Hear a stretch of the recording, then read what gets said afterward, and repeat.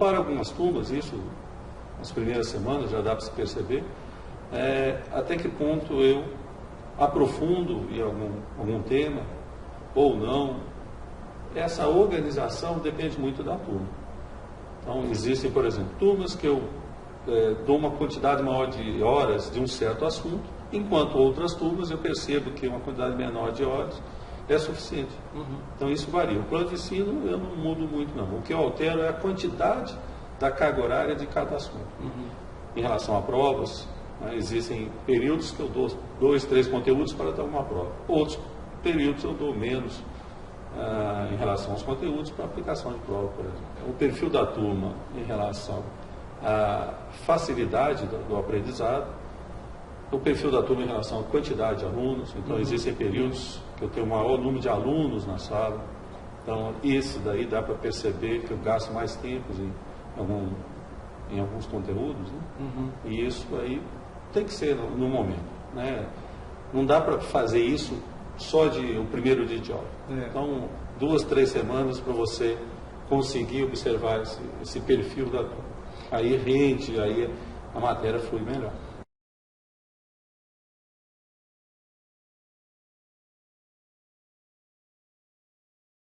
Quando eu trabalho com Analítica 1, eu utilizo o portal, eu já tenho uma quantidade bem grande de materiais prontos para ele. E, principalmente nas práticas, alguma coisa vinculada ao curso, né? Ou da farmácia, ou da bioquímica, alguns exemplos que são mais palpáveis para os alunos. Mas, atualmente, eu não utilizo muito projetor, não. Como eu trabalho com a química, e principalmente na Química Analítica 1, que são conteúdos que são exemplos teóricos, você precisa resolver um exercício.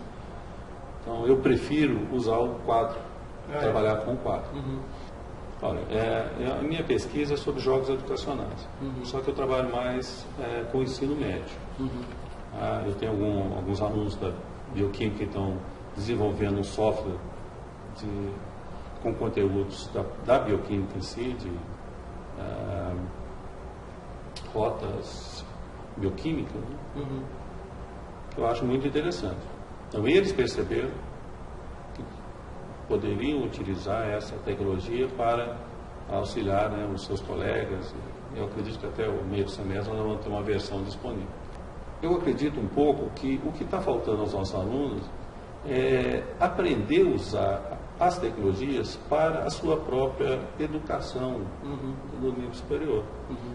Tem muita coisa que eu estou em dúvida em algum conteúdo, se você sabe bem onde procura, você vai, rapidinho você consegue solucionar a sua dúvida.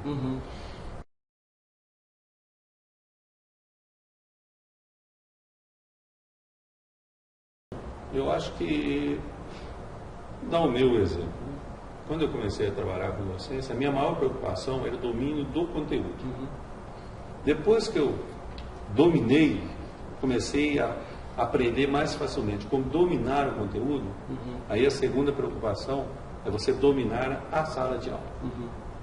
Né? Você usar, porque cada um tem uma técnica diferente. Depois que você domina a sala de aula, aí você tem que aprender a como se aproximar dos alunos. Isso também é complicado, não é fácil, não. Então, e aí cada um vai aprimorando a sua técnica. Mas uma das coisas que eu já faz bom tempo que eu utilizo é uma coisa muito simples. É você caminhar entre os alunos.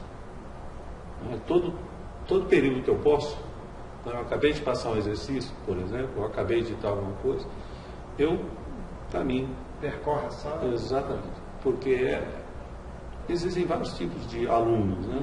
Existe aquele aluno que levanta a mão, pergunta, independente se ele acha que a questão é não importante para ele. E eu dou abertura para isso, lógico. Né? Em qualquer momento você pode levanta a mão, blá, blá, blá. Mas essa passagem faz com que alunos que nunca iriam levantar a mão, eles perguntam.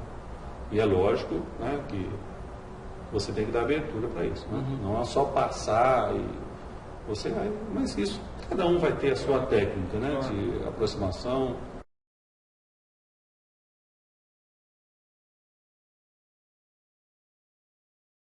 Eu acho que o professor...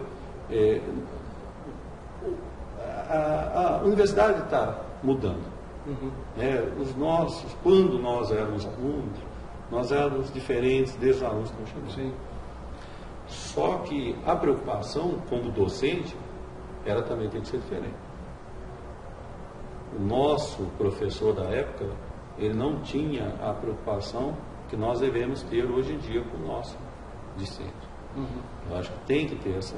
Nós não podemos nos comparar, né, aquela universidade ou aquela escola naquele tempo, não. Nós estamos na realidade. Só que nós não podemos diminuir a qualidade do ensino. Sim.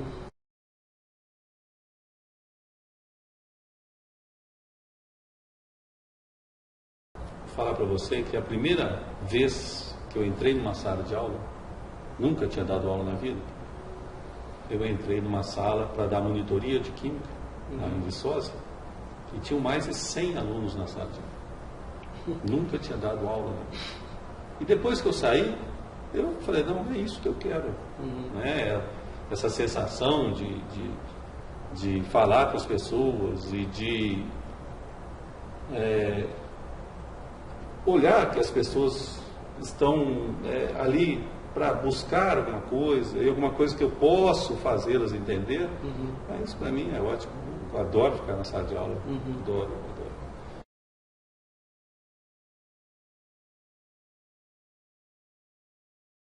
Gente, vamos discutir o que está acontecendo e aí isso auxilia todo mundo.